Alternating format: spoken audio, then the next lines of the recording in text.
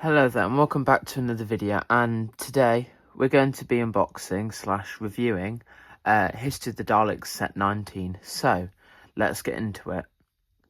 So here we are with the packaging. So here it says History of the Daleks set 19 and the Ninth Doctor. It's a shame that we probably won't get many Ninth Doctor sets because of him only having one series, but I would love to see some more sets, because this sort of like orange background sort of like screams the first Russell T Davies sort of like character options toy merchandise to me. I think it just looks great, and yeah, I'm a really big fan of this colour for the Ninth Doctor. Here it says, if it will focus, featuring an Imperial Guard Dalek and a Bronze Dalek, and it is part of the 5.5 figure inch scale, and it is of course limited edition. And there we have the TARDIS there and the Doctor Who logo. On the side again we have the Doctor Who logo and saying History of the Daleks set 19. On the back here we have a brief description of the Daleks from the story, and about sort of like the props themselves, like you usually have on all the other Dalek B&M sets. So just take a minute and pause the video if you want to read that. Okay, now let's take a look at the Daleks.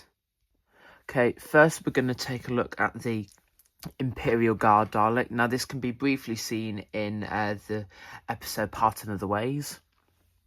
And you can see it sort of like hovering around the Emperor Dalek. It's very hard to spot, but trust me, it's there. And yeah, so you can see it's sort of like floating around, and I believe this Dalek has been released before in the Doctor and Dalek Twin Toys R Us exclusive pack.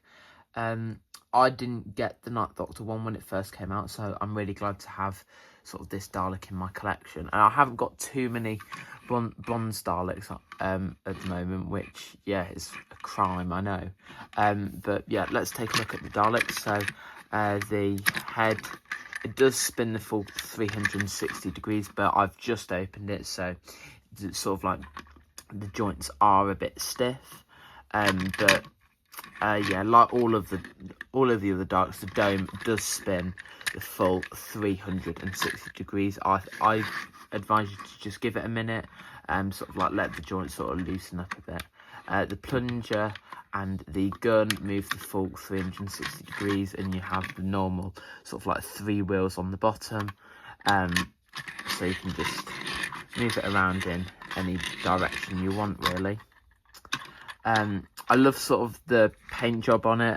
I love seeing like the bronze Daleks in sort of like the new, well, I say new, like post 2011, 2010, 2011 sort of sculpt. I think it looks a lot better than it did beforehand, and I just love the bronze Daleks so much. I really hope they don't change them. I think they're so iconic, and yeah, I just think these ones are way better than probably any other Dalek design, I think. Yeah, I love the black on it. I do wish, hopefully in the future, we get another Imperial Guard Dalek, because I think this was the last one that happened and it was barely on screen. So I do hope we get to see another one in the future. That would be pretty good to see. So now let's take a look at this one. Now this isn't your standard bronze Dalek. This is I can't remember if this is called the Gunner Dalek or like the Flamethrower Dalek. I can't remember for life of me what it's called, but it's sort of got this attachment here, which for those of you who can't remember, on Satellite 5, after the Daleks invaded, Linda's sort of like in the room looking over Earth, and this Dalek comes to sort of break down the door with its sort of like flamethrower thing. That's basically what it is. I can't for the life of me remember what it's called. If one of you can remember, then please just sort of let me know in the comments section. I believe this was released before, but it may have been a Forbidden Planet or Comic-Con exclusive. I think it was released maybe in like 2006 or 2007. I'm not really too sure, but I know it was an exclusive to somewhere. So yeah, you have the sort of like gun flamethrower thing here, that can move the full 360 degrees and sort of like up and down. Same with this, the joints are a little bit tight and I don't really want to push the light things off. The eye stalk on both of them, I forgot to mention, can move up and down, and the gun can move 360 degrees as well. And same as the other Dalek, you have the 3 wheels on the bottom, so you can just move it forward and back, and all the way around. But I assume if you collect these Daleks, I assume you know that already. But yeah, I really like this set. It's not my favourite History of the Daleks set, but it's a nice one to have in the collection, and it's also a great one to army build if you're into army building. Yeah, it's a great set. I believe this is one of 2 variants you can get.